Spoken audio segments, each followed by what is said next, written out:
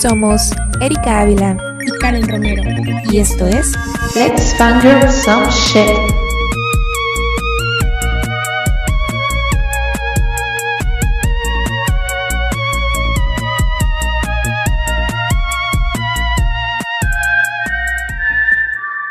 La ambición será su motor. La rivalidad, su motivación. Pero alcanzar el poder tiene un precio. Es la mañana de la cosecha que dará comienzo a los 10º Juegos del Hambre. Coriolanus Snow, de 18 años, se prepara para una oportunidad única, alcanzar la gloria como mentor de los Juegos. La casa de los Snow, antes tan influyente, atraviesa tiempos difíciles, y su destino depende de que Coriolanus consiga superar a sus compañeros en ingenio, estrategia y encanto como mentor del tributo que le sea adjudicado. Todo está en su contra. Lo han humillado al asignarle al atributo del Distrito 12. Ahora sus destinos están irremediablemente unidos. Con esta pequeña introducción, damos paso al episodio del día de hoy. Hola a todos, bienvenidos a nuestro podcast. Preparen sus palomitas o lo que quieran comer, que hoy vamos a chismear un buen rato. Vamos a hablar sobre La balada de pájaros, cantores y serpientes. Este nuevo libro de Susan Collins, que es parte del universo de los Juegos del Hambre. Como todos saben, esta es la nueva precuela que acaba de sacar Susan Collins. El libro fue publicado el 19 de mayo del 2020 por la editorial Scholastic Corporation, la versión en inglés. Y fue publicado también el 3 de junio del 2020 en español por la editorial Molino. El libro cuenta con 624 páginas, la versión en inglés, y 592 en la versión en español. Bueno, en sí este libro va sobre nuestro antagonista, que fue en la trilogía de los Juegos del Hambre, que es el presidente Snow, pero cuando tiene 18 años. Es muy joven aún, y esto es muchísimos años antes que la historia de los Juegos del Hambre. De hecho, la historia que nos cuenta este libro sucede cuando apenas van a iniciar los 10º Juegos del Hambre, y pues en los que participó Katniss, creo que eran los 74 y después los 75. Entonces prácticamente son los juegos una cosa nueva. Lo que tiene de novedoso este año es que por primera vez van a tener mentores, los tributos, porque esto no sucedía antes, pero los mentores van a ser ahora personas del Capitolio, entre ellos está Snow. Ahora bien, ¿qué nos va a introducir este libro? Lo que no sabemos es ¿qué tipo de persona es Snow? Todos tenemos esa duda de ¿era Snow un villano desde el comienzo o acaso sucedió algo en su vida que era tan importante que lo marcó para siempre y lo volvió un villano? Nos hace demasiadas preguntas al inicio del libro porque nosotros ya sabemos cómo va a terminar. Lo que no sabemos es qué es lo que ocurrió o cuál es el camino que vamos a llevar para llegar a este final específico en el que Snow se vuelve el antagonista principal de una trilogía entera. Tiene 18 años apenas, tiene muchísimo futuro que recorrer, por lo tanto, la persona a la que vamos a conocer en este libro es alguien totalmente diferente que el Coriolanus Snow que conocemos en la saga principal de los Juegos del Hambre. Sí, cabe recalcar que también en estos años en los que se centra la historia, Snow no tiene prácticamente nada, solamente el poder lo tiene su nombre, pero material no cuenta con nada. Toda esta historia se basa en los años después de la guerra que hubo entre el Capitolio con los distritos, y el Capitolio ganó, pero gastó muchísimos recursos, entonces se quedaron en la ruina. Y pues Snow tiene esta oportunidad de parte de su academia en donde estudia de ser mentor, entonces por esto es algo muy importante para él porque es asegurar su futuro. Exactamente. Ahora con esta pequeña o no tan pequeña introducción sobre lo que va a tratar, queremos avisarles que a partir de ahora vamos a hablar sumamente de spoilers. Entonces, si tú no has leído el libro, no tienes la menor idea de qué trata, entonces puedes parar hasta aquí y con esta introducción esperamos que te den muchísimas ganas de ir a leerlo porque la verdad es un libro demasiado importante y que te resuelve muchísimas dudas de la saga principal. Ahora bien, si no has leído el libro y no lo quieres leer, pero te quieres echar un buen chisme con nosotras, sí, pues adelante, te vas a enterar de unas cuantas teorías muy interesantes. Sí, nuestras opiniones y todo. Así que a partir de ahora, recuerdan, alerta de spoiler, ¿bien? El libro se divide en 3 partes. La primera parte nos habla sobre la vida de Snow en el Capitolio, podemos ver más a fondo el Capitolio, o sea, cómo es la vida adentro. Eso es algo que me gustó mucho porque siempre me pregunté o sea, sí se nos menciona en los Juegos del Hambre de que viven de esta forma, súper extravagante. Claro, pero en los Juegos del Hambre nos lo muestran desde la forma en la que lo ven los distritos, como algo excesivo. Y personalmente Katniss, porque ves que está narrado desde la perspectiva de Katniss. Claro, pero en este libro ya ellos son los protagonistas, ellos están viviendo en una normalidad. Para ellos todo lo excesivo es totalmente normal y no lo ven fuera de lo común. Entonces nos lo presentan en una forma demasiado que te hace sentir natural. A pesar de que tú sabes que es algo extravagante, te hace sentir que es algo normal y natural para ellos. Ellos no se ven como unos villanos, ellos no se ven como malas personas, son personas normales, comunes y corrientes, que viven en una ciudad común y corriente, rodeados de muchas cosas culturales que son distintas a las de los diferentes distritos. Y algo que me llama mucho la atención de este libro es que las personas que viven en el Capitolio no estaban tan interesadas en ver los Juegos del Hambre, o sea, ver la transmisión de los Juegos del Hambre, sino que tenían que prácticamente ver la forma de hacer ver obligatoriamente a las personas del Capitolio los juegos. Sí, esa es una de las problemáticas principales que se enfrentan los protagonistas al principio de esta historia, ya que apenas van en los 10º Juegos del Hambre. Obviamente son muy distintos a los Juegos del Hambre que nosotros conocemos, con todos los mutos, con todo el público, todas las transmisiones y toda la importancia que se le da en la actualidad en los Juegos del Hambre. En ese entonces no era así, en ese entonces los Juegos del Hambre eran totalmente diferentes. Simplemente juntaban a 12 niños de todos los distritos, los metían en una arena, ellos peleaban, lo transmitían por la televisión, sí, pero eran contadísimas las personas que lo veían porque se les hacía algo sumamente aburrido. Simplemente eran niños intentando matarse para sobrevivir. Y de hecho, la arena no era un lugar, porque ves que en los Juegos del Hambre, en la trilogía, pues la única trilogía, iba a decir trilogía principal, porque ya estoy acostumbrada a Cazadores de Sombras, que es de que sí, la saga principal, pero la trilogía, pues ves que va cambiando la arena conforme cada juego. Y aquí no, aquí la arena es la misma, es como un tipo estadio. Es un estadio gigante. Y siempre es el mismo cada juego, o sea, cada año los mandan al mismo lugar. Y pues sí, o sea, es súper curioso. Ahora bien, todas las personas se sentían tan poco interesadas en los juegos, no solo porque no había cosas interesantes que ver, sino también porque para el momento en el que los tributos eran lanzados a la arena, ellos ya estaban tan debilitados que morían casi al instante, algunos de hambre, los trataban como animales. Sí, porque en ese entonces no existía toda la producción que ya comenzó a existir en el futuro. En ese entonces ellos no recibían un penthouse para antes de los juegos, ellos no eran alimentados, ellos no eran entrenados, simplemente eran lanzados a la arena una semana después de tenerlos encerrados en una jaula como animales. Y era en el zoológico, de hecho. Sí, los encerraban en el zoológico en una jaula, estaban una semana sin comer, sin beber. Después de eso los lanzaban a la arena y claramente ellos estaban totalmente desnutridos, en muy mal estado. Obviamente nadie estaba interesado en ver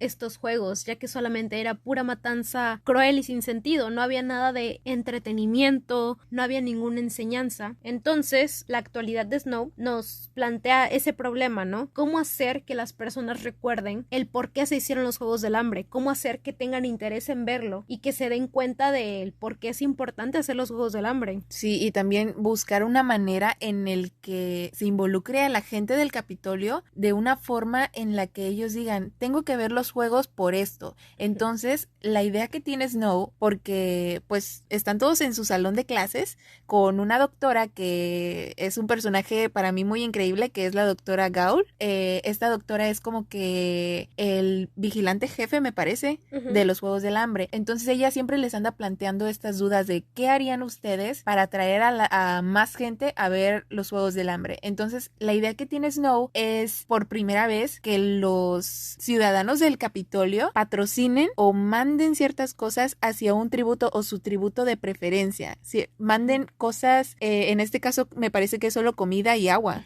pero pues desde este momento es cuando nosotros vemos que ahora sí los ciudadanos del Capitolio mandan cosas hacia los tributos. Y entonces tú como ciudadano comienzas a participar y comienzas a hacer tus apuestas por tu participante favorito. Ya no son solamente 12 personas que están en la arena, ahora tú también estás en la arena con ellos porque tú estás compitiendo contra alguien más, tú estás tratando de hacer que tu favorito gane. Le estás mandando comida, le estás mandando agua, entonces le estás dando una pequeña oportunidad de sobrevivir a esa persona que está en la arena. Exacto. Y pues bueno, en esta primera parte se nos plantea más que nada la vida de Snow, cómo es la vida en el Capitolio, se nos presenta al otro personaje principal que es Lucy Gray, porque a Snow le toca ser mentor del atributo del Distrito 12, lo que para él es como que una vergüenza porque, como sabemos, los tributos del Distrito 12 son los que se mueren primero. Son los más pobres. Exacto, los más débiles. Entonces para él es una vergüenza de que ya todo mundo sabe que no tengo nada, porque como les digo, él era pobre, entonces él vivía paniqueado porque él para las demás personas quería aparentar que aún lo tenía todo, cuando no era así. Entonces le dan a la chica del Distrito 12 para que él sea mentor de ella, y pues sí, se saca mucho de onda y pierde un poco la fe en que su tributo pueda ganar. Se nos presenta este personaje que, como les repito, se llama Lucy Gray, como es ella, un poco de su personalidad. Ahora bien, la presentación principal de este personaje, la primera vez que la vemos, es ella, épico. Desde el primer momento en el que aparece en el libro, ella marca la diferencia. Creo que hasta incluso en todos los Juegos del Hambre que ha habido, han sido muy pocos los participantes que han marcado algo en el momento de la cosecha. La primera vez que la vemos, claramente es en el momento de la cosecha, cuando ella es seleccionada. Su primera aparición, ella aparece con un vestido totalmente llamativo. Sí.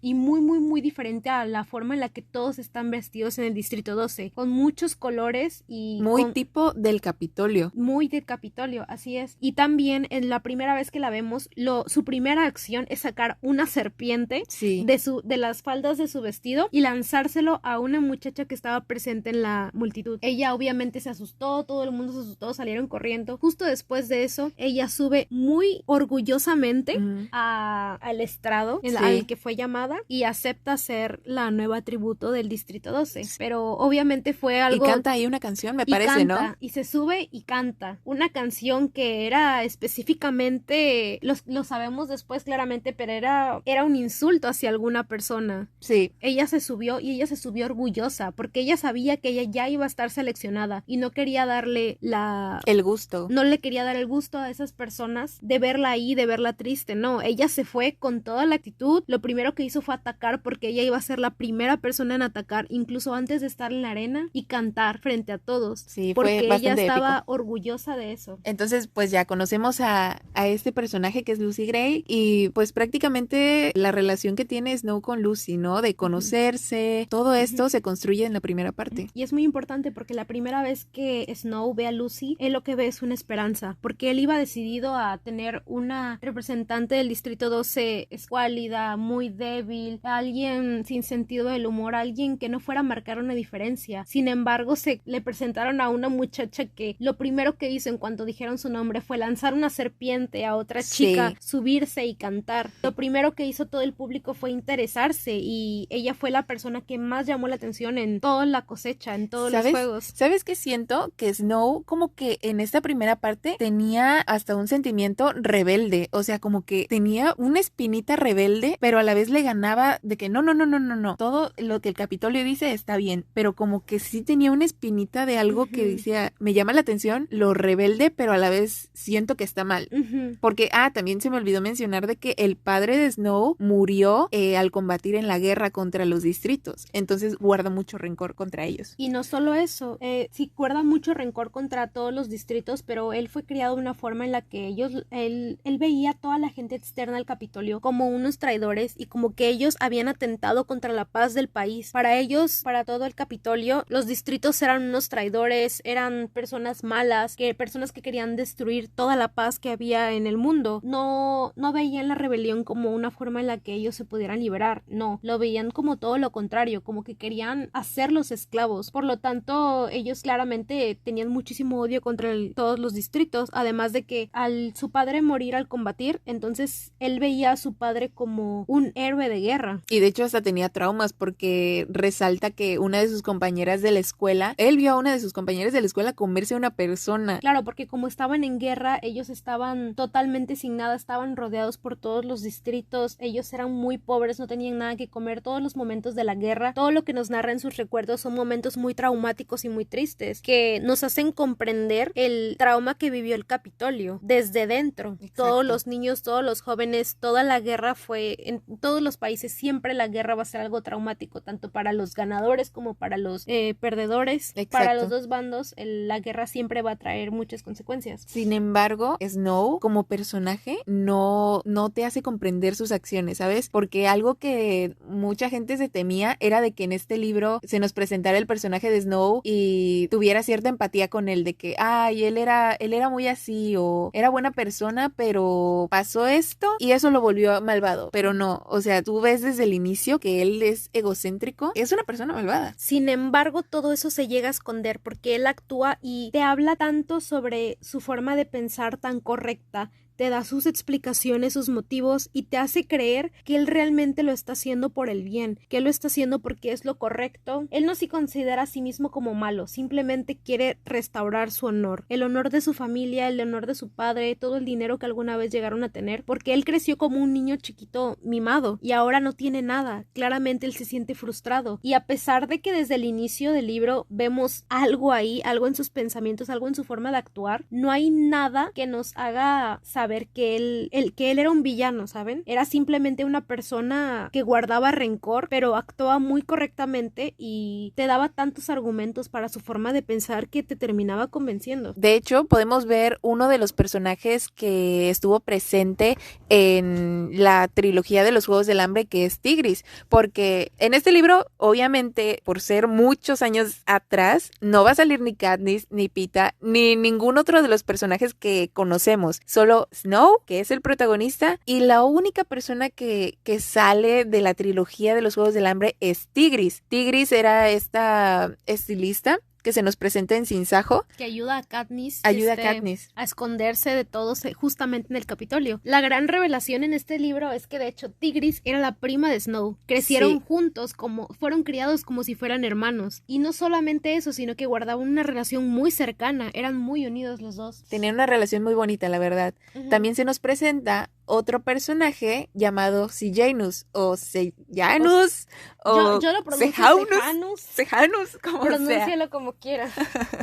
Este personaje es pues prácticamente el único amigo de Snow. Uh-huh. Pero al principio no lo era. Sejanus, como yo lo pronuncio, era un niño rico del Distrito 2. ¿Qué pasó? Que al terminar la guerra, el Distrito 2 se convirtió en el principal proveedor de armas para el Capitolio y como su familia justamente tenía una empresa de armas, tuvieron el suficiente dinero para comprarse un boleto para vivir el Capitolio. Ellos ya no tenían que ser más de un distrito, se volvieron parte del Capitolio, pero de forma comprada. Entonces claramente las personas del Capitolio terminaban sin aceptarlo totalmente porque lo veían como un extranjero, como alguien que venía de los distritos, alguien que era un enemigo realmente. Exacto. Por lo tanto no tenía muchos amigos y a la gente le daba pena estar con él porque no era alguien popular, no era alguien con quien tú te quisieras juntar. Además de que él mismo no se sentía parte del Capitolio, se sentía que él era del Distrito 2 y que su hogar era el Distrito 2, entonces por eso nunca encajó, tenía sus ideales, estaba en contra de los juegos, tenía ideales muy de una persona de distrito. Claro, porque él vivió la guerra desde la otra perspectiva y al estar ahí rodeado de tantos lujos, se sentía que estaba traicionando a su propia gente y que no merecía estar ahí cuando todos sus amigos de la infancia estaban viviendo por cosas muy difíciles ahora que había terminado la guerra. El Capitolio estaba poniendo muchísima presión a todos los distritos para asegurarse de que una guerra no volviera pudiera suceder. Por lo tanto, el hecho de él estar ahí en el Capitolio, él se sentía como un traidor a su propia familia, a sus propios amigos. Exacto. Y pues bueno, esta primera parte creo que abarca más o menos todo esto, la vida de Snow, las relaciones que guarda entre ellos, se nos presentan estos personajes. Y nos presentan por primera vez a Lucy. Nos presentan por primera vez a Lucy Gray. Ya la segunda parte nos habla sobre los juegos, ya cuando inician los Juegos del Hambre. En sí, en este libro no vemos tan de primera mano lo que es estar dentro de los juegos. Porque como el libro está narrado desde la perspectiva de Snow y él no participó No, de en los hecho juegos. es en tercera persona. Es en tercera persona, pero siguiendo más que Ajá. nada a Snow. Por lo tanto, no vemos directamente los juegos. En ningún momento estamos en la arena siguiendo a todos los concursantes. Estamos desde fuera, viendo cómo Snow es espectador de los juegos. Sí, vemos qué pasa por fuera. Entonces no hay como que mucha acción que digamos. Además de que pues estos juegos son de los primeros y no hay mucho show. No hay mucho show. A pesar de que este año se introducieron los patrocinadores, a pesar de que este año hubo algunos cambios pequeños que beneficiaron a los concursantes, aún así ellos eran muy débiles, estaban desnutridos, pasaron por mucho para poder llegar ahí, fueron maltratados. No, y de hecho la mitad de los tributos se muere antes de llegar a la arena. Sí, porque hubieron algunas cositas por ahí, algunos problemas. El punto es que para cuando llegan a la arena ya solamente queda la mitad. Sí. Y a los espectadores realmente no les importa porque al final todos van a morir excepto uno. Van pasando muchas cosas y lo interesante de esta etapa es que nos damos cuenta de que Snow comenzó a tener una relación más cercana con Lucy. La llegó a considerar incluso como una amiga porque lo que nos expresa, lo que nos cuenta Lucy es que ella realmente no era parte del Distrito 12. Ella es perteneciente de una familia de músicos que eran viajeros. Ellos iban de distrito en distrito incluso al Capitolio y eran músicos, eran actores, ellos se decían llamar el COBI, que era una asociación de músicos muy grande, que tuvieron la desgracia de terminar varados en el Distrito 12 justo cuando comenzó la guerra. Entonces no les quedó de otra más que quedarse ahí, ya que por las reglas estrictas de Panem ya no podían irse de distrito en distrito. Por lo tanto, Snow la ve a ella como, no como a una persona del Distrito 12, sino como a un igual, porque él dice, es que tú no perteneces a los distritos, no actúas como alguien del distrito, tú actúas como yo, porque la gente debería tratarte como si fueras inferior. Y él se trató de convencer a sí mismo y al público también de que su participante era superior a todos los demás, esto para conseguir patrocinadores y también para sentirse mejor consigo mismo. Porque él ya comenzaba a sentir cierta atracción o se generó esta química entre ellos dos hasta llevarlo a algo amoroso. Fue muy poco a poco, comenzó con algo más bien de orgullo de parte de Snow, después más como una amistad y al final terminó volviéndose en algo en parte romántico y en parte nos dan a entender que Snow la siente de su propiedad porque es su tributo, es su responsabilidad y él la siente suya y de hecho se lo hace notar en varios momentos, le hace varios comentarios super de cringe. que tú eres mía y al leer todo, no sé ustedes, pero cuando yo leí esto yo decía, es que esto no se me hace romántico. No. Se me hace posesivo, me hace súper posesivo. Le decía, es que eres mía, eres de mi pertenencia. Y ay, a mí me causó mucho cringe. Que eran escritos de una manera en la que a lo mejor se puede llegar a entender románticamente, pero tenía un doble sentido. Desde ahí nos estaban dando a conocer esta parte de Snow, esta parte controladora, esta parte de que yo quiero ser el primero en todo, esto me pertenece. Exacto. Básicamente esa es toda la segunda parte que, como les decimos, realmente los juegos no fueron tan extravagantes como lo vimos en los juegos en la saga principal de los Juegos del Hambre. Y de hecho eso a mucha gente fue lo que no le gustó, de que querían ver más acción.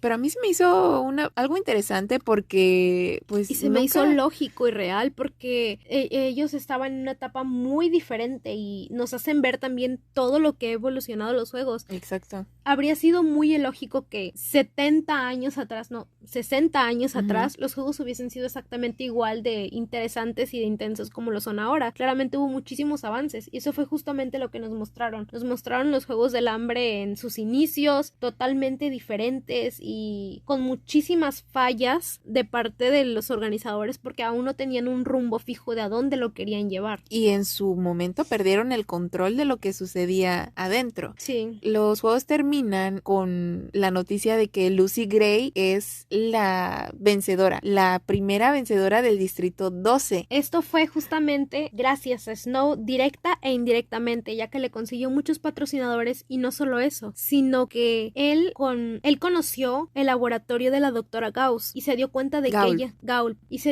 que ella tenía un tanque de unos animales modificados genéticamente. Unos mutos que en ese entonces aún no eran conocidos como mutos, pero y le presentó unas serpientes, que fue justamente la marca principal de Lucy. Cuando recién la conocimos, lo primero que hizo ella fue sacar una serpiente. La doctora le dijo que estas serpientes se relacionaban mucho con el olor, entonces cuando ellas respiraban un olor que ellas ya conocían, no atacaban. Sin embargo, cualquier cosa que ellos no conocían, su veneno era mortal. Lo que pasa aquí es que Snow se dio cuenta de que estas serpientes iban a ser enviadas a la arena. Entonces, ¿qué es lo que hace? Él pone un pañuelo que pertenecía a Lucy en el estanque antes de que fuera enviado a la arena. Por lo tanto, cuando las serpientes fueron enviadas a la arena, atacaron a todos menos a Lucy. Claramente no todos murieron por el ataque de las serpientes, pero incluso llegaron a quedarse guardadas en el cuerpo de Lucy, se enrollaron en ella y ahí se quedaron, y ella estaba totalmente sorprendida por esto, pero pues obviamente fue una gran ventaja. Pero dijo, ¿sabes qué? No sé qué está pasando, pero me agrada, así que lo voy a utilizar. Y de hecho, gracias a todas las trampas que realizó Snow, es que Lucy logra ganar los 10º Juegos del Hambre. Sí. Cosa que desde un principio veíamos venir. Sí, ya se veía venir. Pero sí, básicamente eso es la trama de la segunda parte del libro. La segunda parte, la verdad, sí es un poquillo más lenta que la primera. La primera es buenísima, se te pasa súper rápido. La segunda sí comienza a ser un poquillo más lenta, pero aún así sí se me hizo interesante. La tercera parte, para mí, es muy lenta. Es la parte que yo siento que ha tenido más opiniones divididas, ya que hemos estado leyendo muchísimas reseñas y la mayoría de las personas opinan lo mismo, que ya cuando vamos llegando como de la mitad para el final del libro, comienza a volverse muy lento, porque ya terminó toda la emoción, ya nos presentaron a los personajes, ya terminaron los Juegos del Hambre, ya ganó Lucy, ya fue un final feliz. Sin embargo, no te imaginas qué más puede pasar. Exactamente. Sin embargo, tú sabes que Snow sigue siendo un personaje hasta cierto punto bueno. Sigue siendo el protagonista, no es visto aún como un villano. No. Y él ganó, él se quedó con la chica que él quería, porque como ahora ella es la vencedora, él lo que quiere es encargarse de que ella no vuelva más al Distrito 12, quiere volver la parte del Capitolio. Entonces sucede este giro, este plot twist en el que descubren que Snow hizo trampa.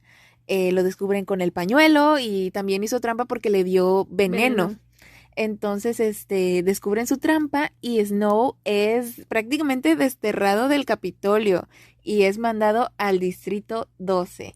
No como una persona normal a vivir ahí, no, sino como un agente de la paz. Sí, y eso es como de, ¿what? O sea, yo cuando lo leí fue de, ¿qué? No me lo esperaba para nada. Y él tampoco se lo esperaba, él estaba como un triunfador, él se veía como lo mejor de lo mejor porque su tributo había ganado, él ya tenía una beca total para la universidad de sus sueños, ya tenía dinero de nuevo, podía ayudar a su familia.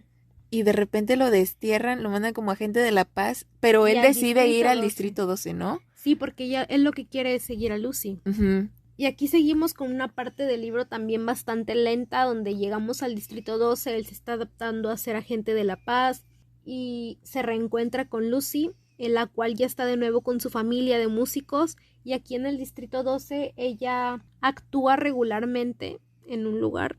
No recuerdo el nombre de este lugar, pero es como una cabaña en la que todos se reúnen cada cierto tiempo y hacen fiestas y siempre los que actúan. Sí, es como una celebración del distrito.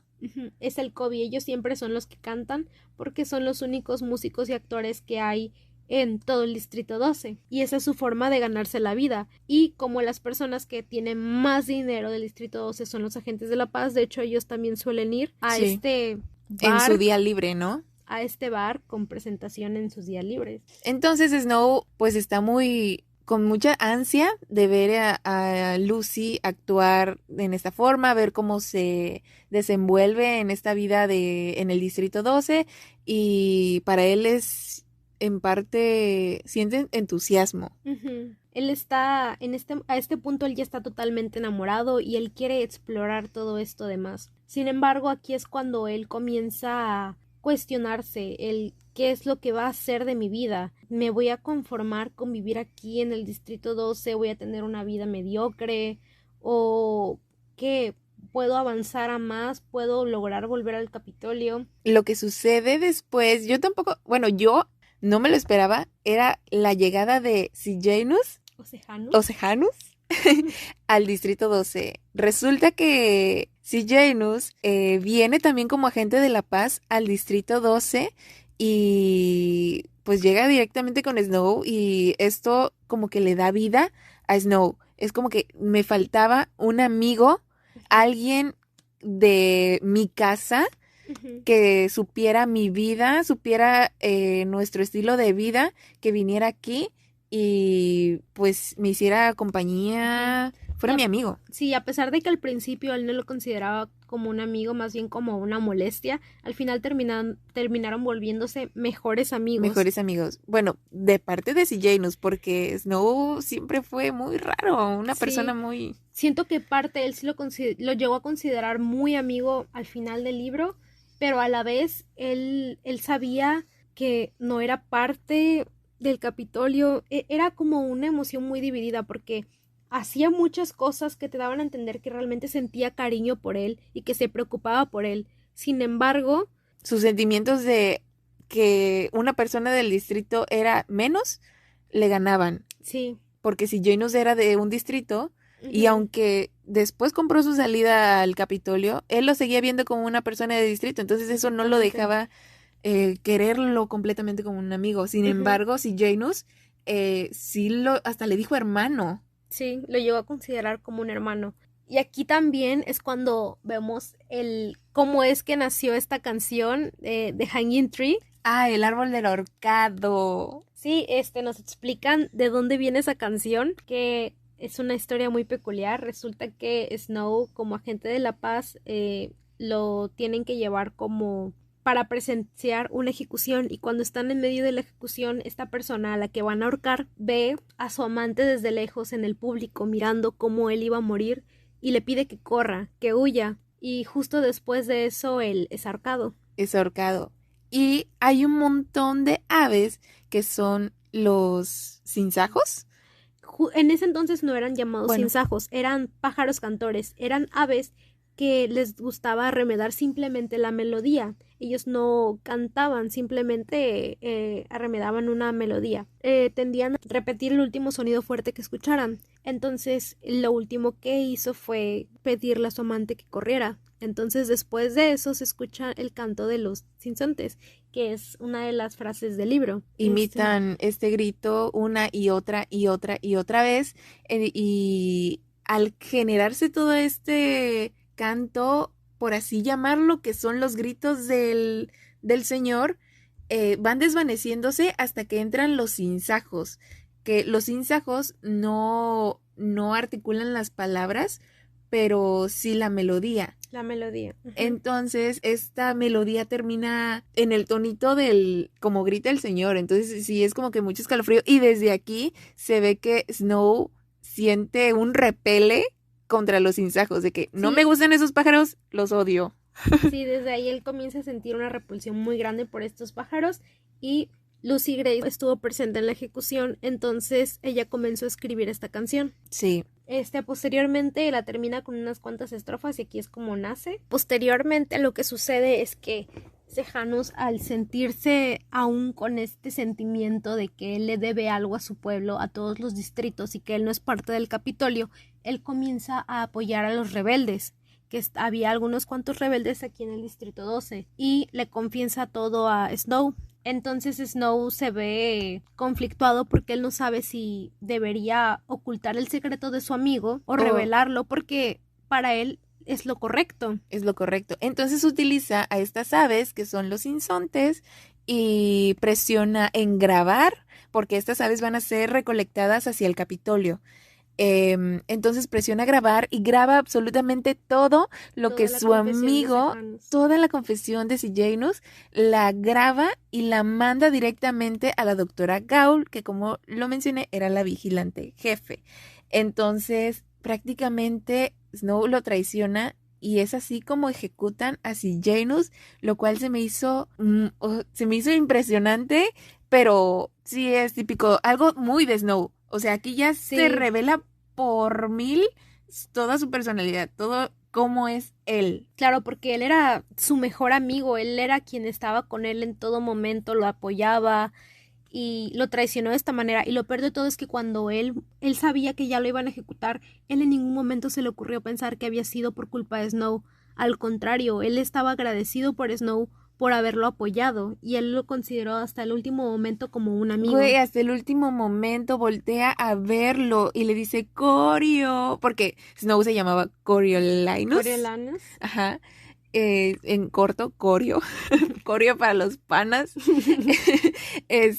Y sí, articulan la palabra Corio. Y esas son sus últimas palabras. Su último pensamiento fue su mejor amigo. Súper triste. Y pues bueno. Después de esto vemos a un Snow bastante paranoico porque él piensa que todos saben que fue él. Y como traicionó a su mejor amigo, él piensa que tal vez él está relacionado, entonces se comienza a volver bastante paranoico. Ocurrió un incidente en el lugar en el que Lucy Gray cantaba y Snow termina asesinando a la hija del presidente. Posterior a esto, él ya se vuelve una persona totalmente paranoica, piensa que todo el mundo lo va a descubrir como un traidor y lo van a asesinar, así como hicieron con Sejanus. Uh-huh. Y pues prácticamente es el paranoico, le dice a Lucy de que vámonos, te veo en el árbol del ahorcado. Ahora sí que ellos terminan siendo la historia. Sí, ellos terminan siendo esa historia de Hanging Tree. De hecho, es Lucy la que le dice a Coriolanus que huyan, pero él acepta esto enseguida porque él piensa que ya van tras de él y que lo van a asesinar y que lo van a tener como un traidor. Más que nada por su conveniencia, siempre por su conveniencia. No tanto porque él quisiera huir con su amor, no, exacto. Él quería huir porque no quería morir.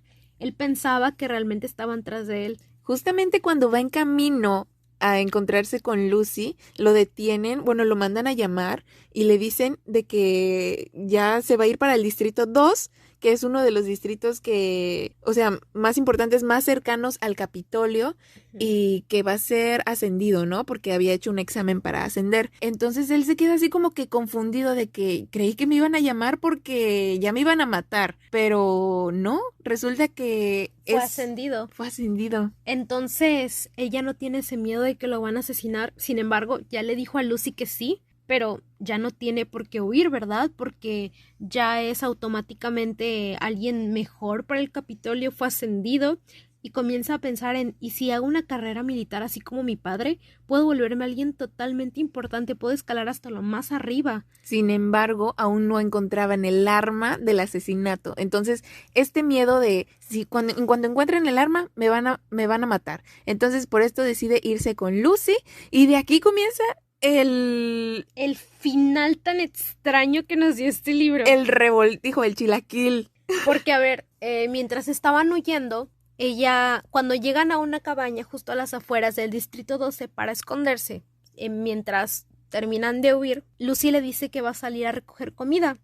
Cuando ella sale a recoger comida, a Coriolanus lo muerde una serpiente, que en ese momento él no lo sabía, pero una serpiente que no era venenosa, era una serpiente normal, común y corriente. Después de esto él comienza a alucinar y como Lucy tarda un poco en volver a la cabaña, él piensa que ella sabe que él la mató y que ella sabe que él mató a su amigo Sejanus. Entonces comienza a alucinar de una forma muy fea y... Porque para esto Lucy estaban platicando súper normal y creo que Snow menciona de que había matado 3 personas y solo se sabía de 2. Entonces Lucy dice, ¿quién es la tercera? Y ya Snow sale con una jalada de que, ay, yo fui la tercera persona, cuando no es cierto, fue Sejanus, no, pero nada más para sacársela de la manga. Entonces, lo que deducimos nosotras es que Lucy tal vez adivinó que mató a Sejanus y por eso lo traicionó. Pero es que realmente aquí no sabemos qué sucede. Snow sale de la cabaña, él está totalmente paranoico, él está teniendo muchas alucinaciones y de la nada comienza a disparar hacia todos lados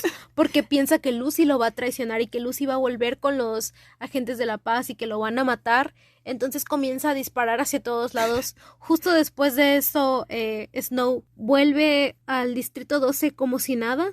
Sí, porque encuentra las armas. Las armas estaban escondidas en esta cabaña. Entonces, él Ya agarra no las había- armas, las hunde en el lago y dice, ¿sabes qué? No sé qué pedo con Lucy. Creo que me intentó matar. Creo que le intenté matar. No sé si le di con todo el chorronal de disparos que aventé, pero yo me largo. Me voy a ir para el Distrito 2 como me dijeron que me iban a ascender, entonces me largo. Así es. Realmente nunca sabemos qué es lo que sucedió con Lucy, no sabemos si ella simplemente fue por comida, no sabemos si ella huyó, Y no sabemos esa- si Coriolanus la mató. Esa es la gran pregunta. ¿Qué pasó Simplemente- con Lucy? Simplemente le dice voy por comida y a partir de ahí no sabemos nada más de Absolutamente ella. nada.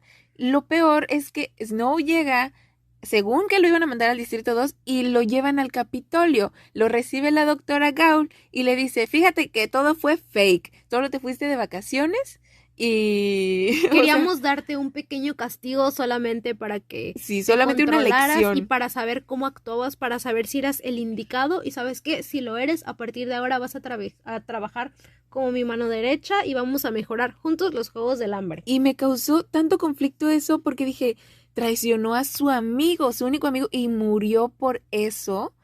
Y no sabemos qué onda con Lucy. Todo por Todo por nada. nada. Porque él pensaba que ya su vida era de gente de la paz y no, simplemente estaba ahí de vacaciones. Y lo peor es que los padres de Sejanus lo adoptan como un hijo. Entonces por eso es que tiene tanta fortuna. Sí, porque para ese entonces recordemos que Snow era pobre y los padres de Sejanus eran millonarios porque ellos eran los nuevos, venían de una empresa gigante que producía las armas para el Capitolio. Entonces, al creer que él era el mejor amigo de Sejanus y que él estuvo con él en todo momento, lo adoptan, lo llenan de riquezas, incluso compran de nuevo el edificio en el que él vivió en su infancia, vuelve a vivir ahí con su prima y con su Abuela. abuelita. Y él termina siendo un héroe y básicamente a partir de ahí Y escala porque logra de nuevo entrar a la academia y se vuelve una persona famosa, ¿no? Es aquí cuando descubrimos que el padre de Snow fue el creador de los Juegos del Hambre. y básicamente así es como termina el libro, Exacto. con un Snow ya totalmente malo, diferente y que realmente Siempre lo fue fue desde así. lo fue desde el principio, pero simplemente no Fue lo demostraba. evolucionando más y más hasta hacer cosas muy intensas. Entonces, la gran pregunta que nos deja este libro es, ¿qué pasa con Lucy Gray? Porque para esto, los juegos de Lucy Gray se borran, como si nunca hubiera pasado esa edición de los Juegos del Hambre. Todos esos videos son eliminados, simplemente queda en la memoria de todos que alguna vez hubo una ganadora del Distrito 12. Pero nadie la recuerda, nadie sabe quién fue la ganadora del Distrito 12. A pesar de lo icónica que fue, Fue muy icónica y no se sabe qué onda, no se sabe si se murió, huyó, fue matada por Snow con tanto balazo. no Ok. tenemos ni idea de qué fue lo que sucedió. Otra de las preguntas que nos hacemos después de leer este libro es ¿cuándo Tigris se convirtió en una persona rebelde? Ya que Tigris, como sabemos en el libro, ella era prácticamente la hermana de Snow y estaba obviamente a favor del Capitolio. Y ya cuando la conocemos en los Juegos del Hambre, ella ya está del lado de los rebeldes y está ayudando a Katniss. Entonces, esa es otra duda que tenemos. Sí, ¿cuándo fue que ella traiciona a Snow? Ahora bien, también hay vida fuera de Panem, ya que en este libro nos mencionan que hay muchas personas viviendo fuera de Panem, como personas libres, no pertenecientes a ningún distrito, a ni ningún del Capitolio, simplemente gente que vive literal en el bosque, ¿no? Aunque esto simplemente es mencionado, nadie nunca lo corroboró, era un rumor que se escuchaba entre los personajes del Distrito 12. ¿Es Katniss descendiente de alguien del Kobe? Esta es una de las preguntas que más se han hecho en todos lados y claramente todos los que leímos el libro tenemos esa fe de que sea conectado de esa manera. Creo que eso es algo que a todos les gustaría, sin embargo, es algo poco probable. Es algo poco probable. Creo que se dice que podría ser descendiente porque Katniss conoce todas las canciones que cantaba la banda, pero aún así pudieron ser trascendentes solo por cultura. Y la última pregunta que nos hacemos después de leer este libro es, ¿habrá más precuelas de la serie? ¿Nos explicarán en otro libro qué fue lo que sucedió con Lucy o nos dejarán ahí en la incógnita? Yo creo que lo de Lucy jamás lo sabremos. Yo también. La neta sí me gustaría una precuela de los juegos de Haymitch. Ay no, creo que yo me leería los juegos de cada quien. O sea, si saliera un libro de los juegos de Haymitch, de Finnick, de Max, de Max, de Joanna, no, yo me los leería todos. Sí. Pero bueno. Ok, a partir de ahora vamos a hablar de algunas teorías que surgieron después de este libro. La primera y la más leída por todos lados fue la siguiente. Maud Ivory es la abuela de Katniss. Maud era la sobrina, me parece, de Lucy. Era parte del COBI. Era el miembro más pequeño del COBI. La razón principal por la que mencionan que esta podría ser una teoría real es porque una de las principales evidencias que los fans mencionan es que en el libro Lucy Gray menciona que Maud Ivory solamente necesita escuchar una melodía una sola vez para recordarla por siempre. Y en los Juegos del Hambre, Katniss nos dice que puede memorizar casi cualquier melodía después de escucharla una o dos veces. Ahora bien, aparte de los dotes musicales, que es realmente la única conexión que encontramos, está el hecho de que Katniss y su padre conocían el lago secreto y la cabaña, que solamente el COBI conocía. Ahí Katniss guardaba sus armas, pues todo, ¿no? También se sabe o se intuye que esta teoría podría ser falsa porque se nos menciona en este libro que todos los miembros del COBI tienen la tradición de nombrar a sus hijos de esta forma, de que el primer nombre va a ser de una canción y el segundo nombre por un color. Por lo tanto, pues se asume que debieron seguir con esta tradición y ni Katniss ni su madre tienen este patrón de nombre. Exactamente. Otra de las teorías que se menciona es que el edificio en el que vive Snow se convierte en el centro de entrenamiento al que van los tributos, ya cuando lo vemos en la trilogía principal. Esta explicación es porque en el libro se especifica que este edificio en el que vive Snow, en el Capitolio, tiene 12 pisos. Y cuando vemos la historia de Katniss y Peeta, cuando los llevan al centro de entrenamiento, ellos quedan en el penthouse. Y esto es porque los van poniendo según su distrito. Entonces, como Katniss y Peeta son del distrito 12, ellos obtienen el penthouse, ya que es el último piso del edificio. Entonces, sí se me hace una teoría bastante convincente. Sí, claro, porque en este libro nos dicen que Snow, el edificio en el que vive, justamente tiene 12 pisos y claramente la casa en el que él vive es el penthouse y es justamente es el más grande de todos los que hay en el edificio. Y tendría sentido que él, al ser uno de los principales fundadores de los Juegos del Hambre, haya donado su edificio en el que él vivió para convertirlo en el nuevo centro de entrenamiento de los tributos. La siguiente teoría de hecho fue confirmada y es que Claire Carmine es el violinista solitario que toca en la boda de Finnick. Claire Carmine es otro de los miembros. Es otro de los miembros del COBI. Él justamente era violinista. Esa teoría fue confirmada como canon por David Levithan, uno de los editores de The Hunger Games, en una discusión en vivo en el Instagram del Barnes & Noble el 29 de mayo. También esta teoría nos reafirma el hecho de que Katniss no es familiar de absolutamente nadie del COBI, ya que ella lo habría reconocido como alguien de su familia lejana. Sí, al verlo tocar en la fiesta, en la boda de Finnick, y no lo reconoció.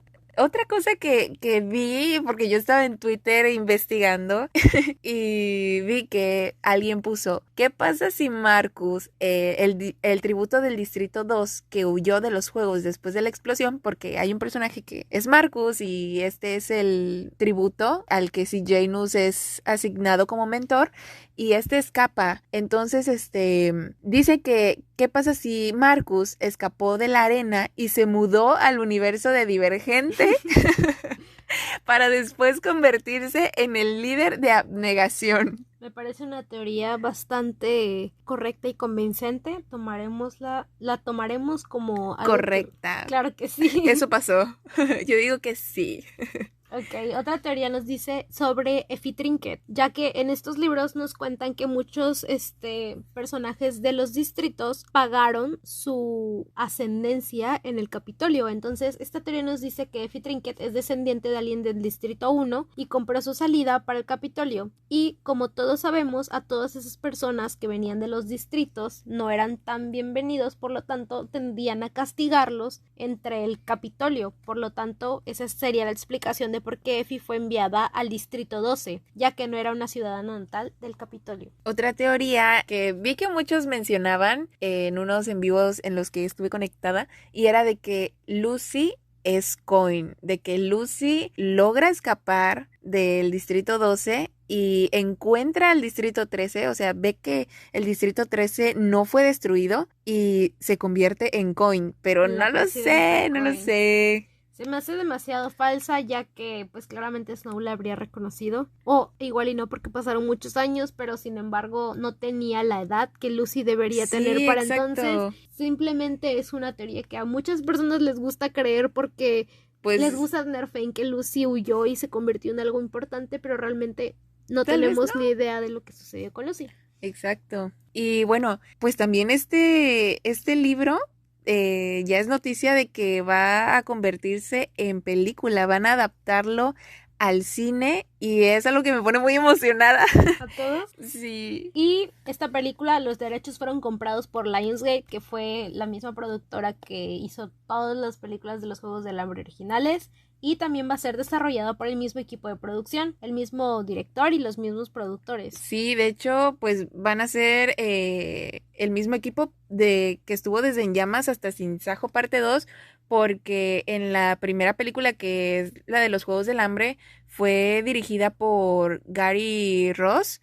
Y pues sí, es apegada a los libros, pero siento que a partir de En Llamas es muy, muy apegada. O sea, es muy fiel a los libros, la saga. Y me pone muy feliz de que el director, que es Francis Lawrence, vaya a ser el mismo director de esta película, el mismo equipo. Entonces me emociona mucho ver qué onda. Sí, porque realmente supieron cómo plasmar toda la esencia de los libros, todos los visuales que nosotros podíamos leer solamente, pudieron plasmarlos muy bien en la pantalla grande. Entonces, como ya lo hicieron anteriormente y es el mismo equipo de producción, sabemos que vamos a estar en buenas manos y que vamos a tener una adaptación bastante real, apegada de seguro muy buena.